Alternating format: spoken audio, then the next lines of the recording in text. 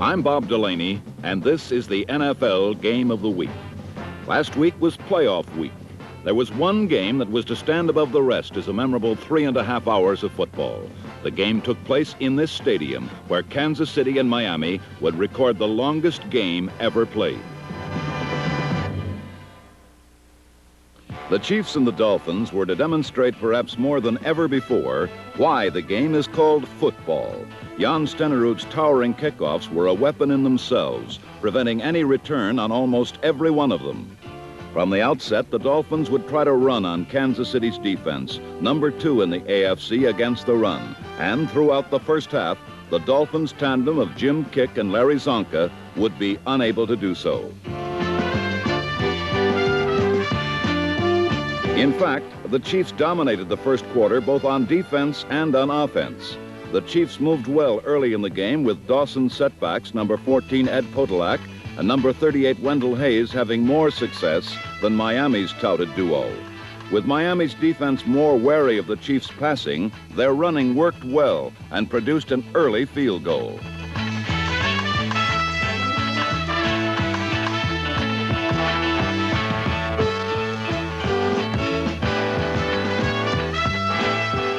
Then on the Dolphins' second series, Greasy sprung Paul Warfield for his first catch and the Dolphins' first down. Greasy would try to mix his targets, however, especially trying to clear his tight end over the middle.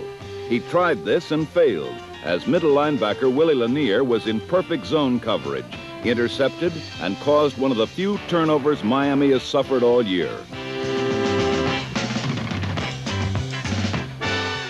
An isolated view of Greasy on the last play showed that he saw his mistake immediately and came over to help on the tackle. Though he was not needed on the tackle, Greasy was playing with a sore shoulder, and it was a tribute to his courage that he tried.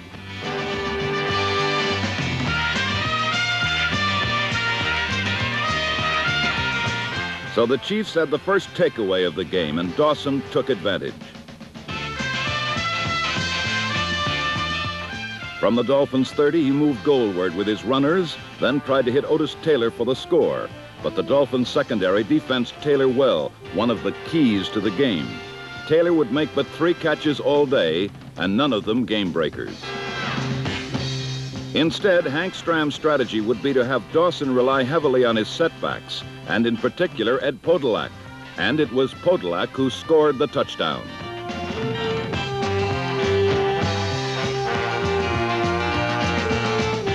Repeating the score, we can see Dawson look the defense one way and go the other, where he had Podolak and number 76 guard Mo Mormon ready to stamp out any would-be tacklers.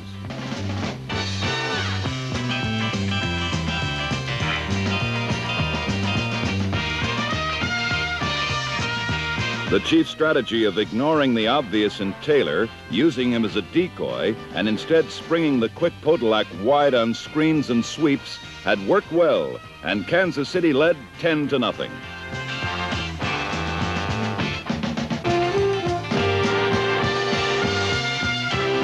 Conversely, Miami's only offense so far had been the obvious, Greasy to Warfield. Number 42 is a magician in cleats and took the Dolphins into Kansas City territory on the last play of the first quarter.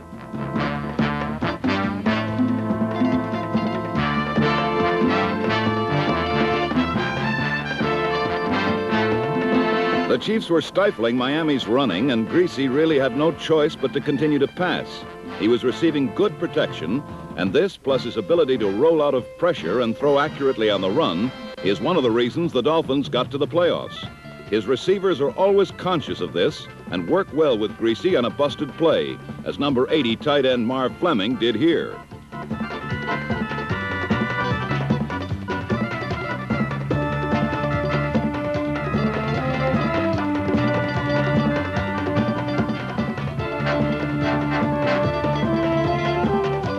Three plays later, the Dolphins' Larry Zonka snuck over for Miami's first score. It was now 10-7 Chiefs.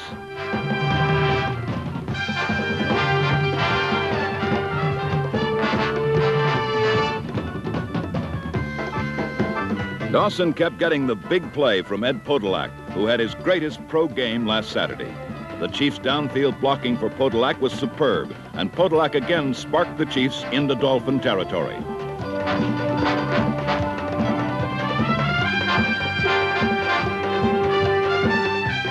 Dawson's faking was superb too. On the next play, he fooled almost everyone with 3 backfield fakes. However, he failed to fool Curtis Johnson, number 45, who stayed right with Otis Taylor and halted the drive with an interception. But the Dolphins failed to move with the interception, and the Chiefs got the ball back on a punt. It was Podolak again, using his deceptive speed to outrun the Dolphins' line and linebackers, 32 yards to the Dolphin 29. This was to be one of the key series in the game, for although Podolak had taken them deep, the Chiefs came up empty. The Dolphins stopped them on 3 downs, and Jan Stenerud missed a 30-yard field goal. Stenerud had just been selected to the Pro Bowl over the Dolphins' Garo Yepremian, but the Norwegian ex-ski jumper had not had a particularly good year and had missed many medium-range attempts this year that were sure things for him in the past. None was more important than the one he missed here. Well, the Dolphins took over with under 4 minutes left in the half.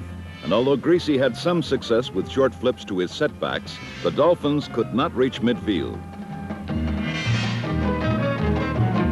Aside from the 1 touchdown drive, Miami could not figure out the Chiefs' defense, which was keying on Miami's runners and for the most part pressuring and containing Greasy. The Chiefs took over with 1.5 minutes left in the half. It was here that Ed Podolak, who had played so well throughout the game, made his only mistake. Trying merely to run out the halftime clock, Podolak lost the ball, Dick Anderson recovered, and the Dolphins would have the last shot before the half. Miami's defense is sometimes overlooked, but they had produced 2 takeaways in the half. Greasy failed to capitalize on Johnson's earlier interception, and now he failed to score on Anderson's recovery. But Yepremian did kick a field goal here to salvage 3, and the teams went into the locker room tied 10-10 at the half. Chiefs galloped downfield again on a long, time-consuming drive of the type Dawson used to beat Oakland to gain the playoffs. Stram decided to let Dawson use his wide receivers more in the second half on medium-range passes in front of Miami's zone. And 2 of the key plays in the drive were passes to number 17 Elmo Wright and to Otis Taylor, who lateraled to Podolak.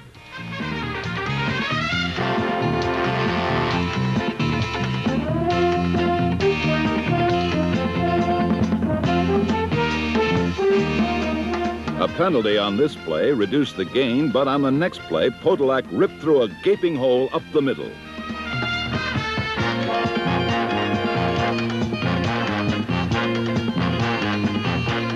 Stram had inserted the 3rd in his big back arsenal, Jim Otis, and number 35 made a key first down on 3rd and 2 from the Dolphin 13, bouncing off his own blocker and moving to the 1.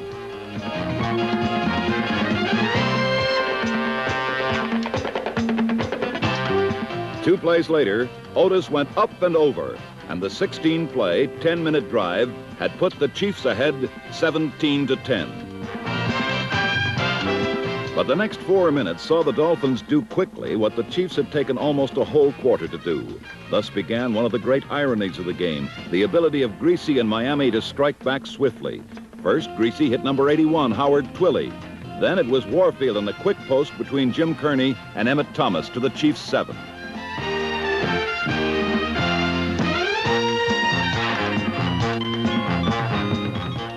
Two plays later, on 3rd and goal from the 1, Jim Kick went over, and Yepremian's extra point tied the score at 17 at the end of the 3rd quarter. The game was dead even both on the board and on the field.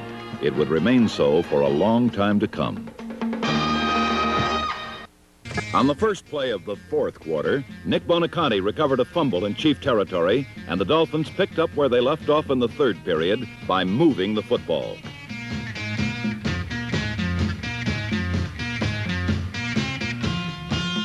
The big play was made by Bob Greasy with 3rd and 8 on his opponent's 29.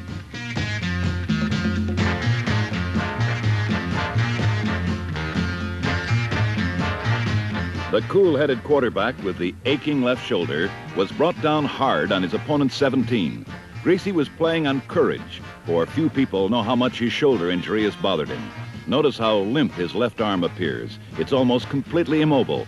And though it's not his passing arm, the disability definitely hampered him in the last 3 games of the season, 2 of which Miami lost. One play after his run, Greasy passed right into the arms of linebacker Jim Lynch. Miami's first series of the new quarter, like Kansas City's, had ended in a turnover. The Chiefs had a break, the ball on their own 9, and quickly moved out on 2 short runs, and Dawson's pass to tight end Willie Frazier, playing in place of Morris Stroud.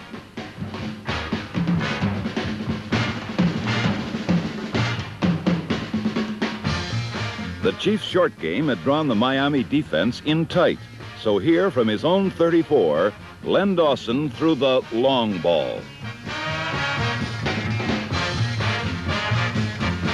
It's doubtful that Elmo Wright really thought he'd scored. More likely, the rookie wanted a chance to show off his victory dance to a national television audience. Another look at this big 63-yard play in super slow motion should dispel the notion once and for all that Len Dawson's 36-year-old arm isn't strong enough to throw the bomb.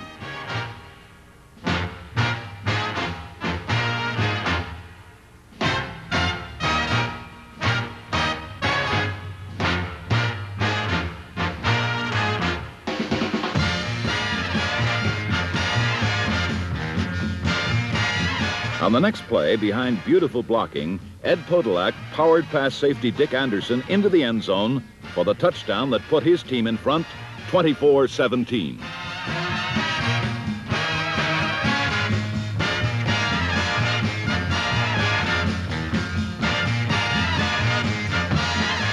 There was just 7 minutes left in the game now, but it was enough time for Bob Greasy to put on a furious display of pinpoint passing that brought Miami right back in the game. First, after rolling right, Greasy turned and threw across the field for his tight end Marv Fleming on a play that produced 13 yards and a first down on the Miami 42.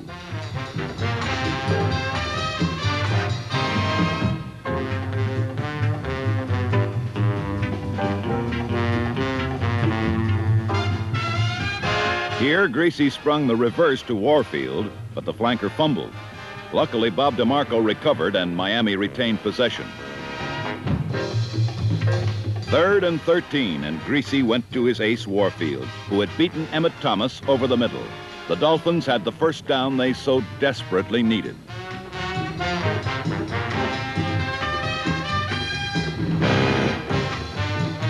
From here, Greasy simply peppered the Kansas City secondary with a succession of short, accurate passes. First to Jim Mandich at the right sideline, then a perfectly lofted pass to Warfield, who took it all the way to the Chief 12.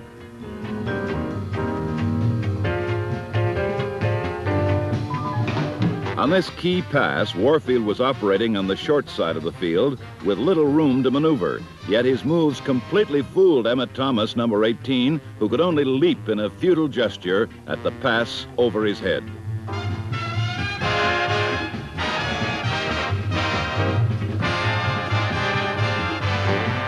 Now from the 12, Greasy continued his aerial onslaught with a rollout bullet to Howard Twilley at the 5-yard line.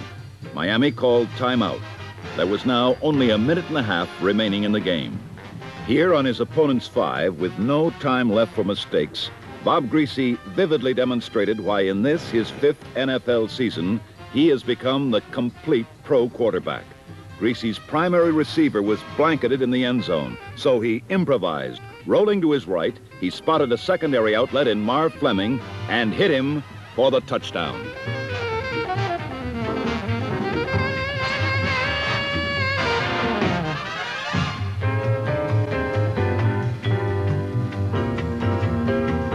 The Dolphins had again spotted the Chiefs a touchdown, then marched the length of the field to tie them.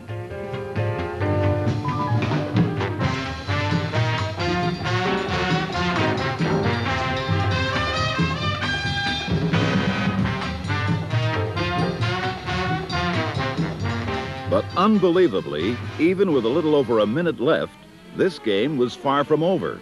The reason again was Ed Podolak. The 3rd year back from Iowa took the kickoff and burned 78 yards through the Dolphins before being pushed out of bounds by Curtis Johnson.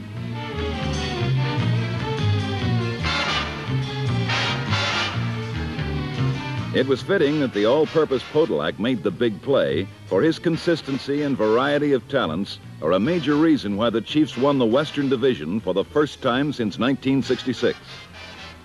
Now Kansas City had the ball on the Miami 22 and elected to lifelessly run 3 consecutive times. It ensured keeping the ball for the almost certain field goal that would win the game.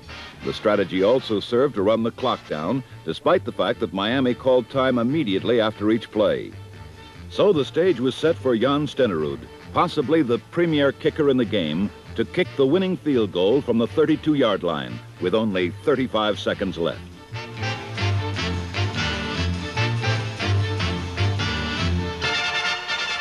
It seemed like a sure thing, but it wasn't.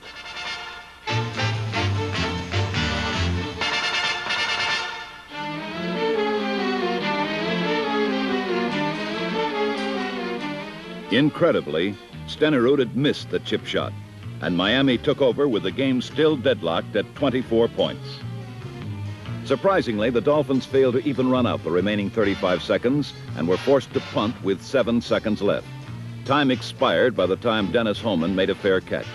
But here, Hank Stram decided to forego the attempt of a free kick, which would have had to travel 70 yards and could have been returned by Miami.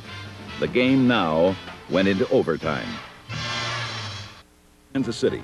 Remember, in sudden death overtime, the first team to score in any way wins, so the Chiefs had a decided advantage already. Garo Yepremian kicked off, purposely keeping the ball low and away from Ed Podolak. But he ended up with it anyway, and again made a fine return, giving his team excellent field position on their own 46. Already, the Chiefs were close to Stenerud's field goal range, and they quickly improved their position on the first play when workhorse Podolak took a screen into Miami territory.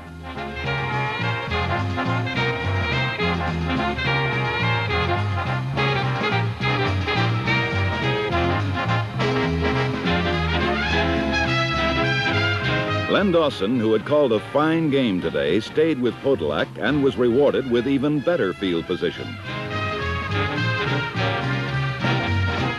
But Dawson may have gone to the well once too often, for on the next play, Podolak fumbled. And though Miami gestured madly, Kansas City recovered the ball on the Dolphin 35. Stenerud came in to kick. The game appeared lost for Miami.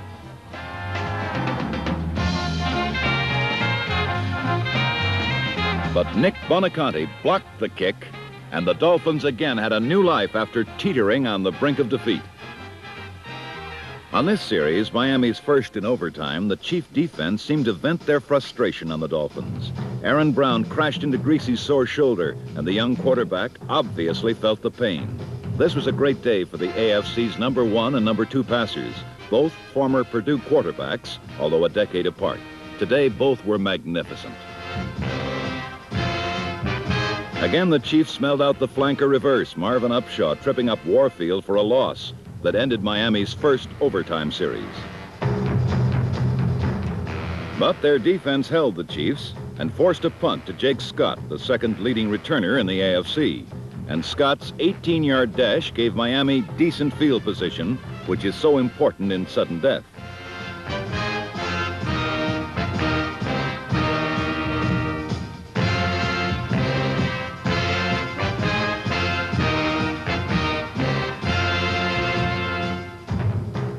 Miami picked up additional yardage and a first down when Greasy fired to Twilly at the right sideline.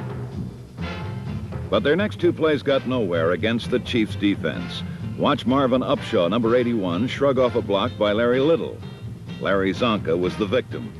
The huge fullback had been held in check so far today. Now faced with 3rd and 9, Greasy went for Warfield, who this time was well covered by Emmett Thomas. Warfield caught 7 passes today, most of them on Thomas. But here, with Miami driving, the cornerback came up with a vital save. A repeat in slow motion shows how he did it.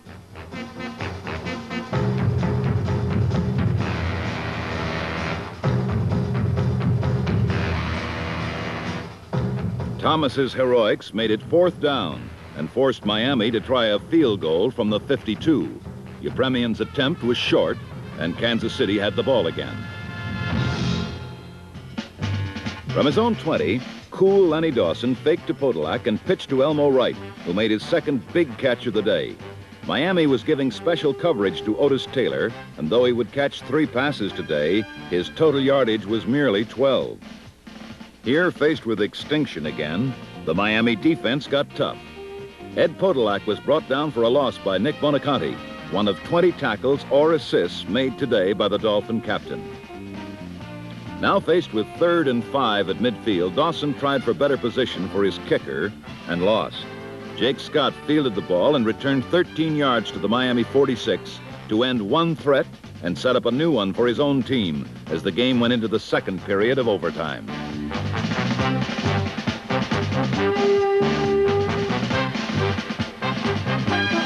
But even this break didn't help Miami, as on 3rd down, Greasy scrambled away from intense pressure, ran right up to the scrimmage line, and let fly with everything he had.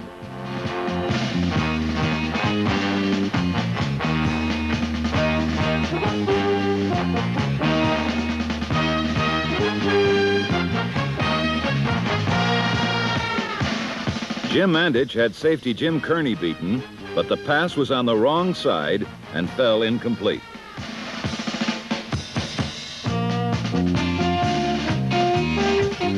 Another opportunity had been missed by Miami, but their defense again stopped the Chiefs, and Greasy had the ball on his own 35.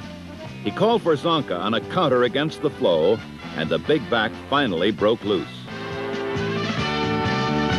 This play, one of the biggest of many in this thriller, finally brought Miami into good field position, and Garo Yepremian came in to make the most important kick of the 1971 NFL season. It was good. Another look shows Yepremian knew it was good as soon as he kicked it. His holder, Carl Noonan, waited for the signal before celebrating one of the most exciting victories a team has ever won. In the longest professional football game ever played, a field goal had propelled the Miami Dolphins into the championship game. In only the 4th sudden death overtime in the league's history, the Kansas City Chiefs' dream of a 3rd Super Bowl was ended, while Don Shula's young team had kicked and scratched and came from behind to prove that they're a team that has arrived.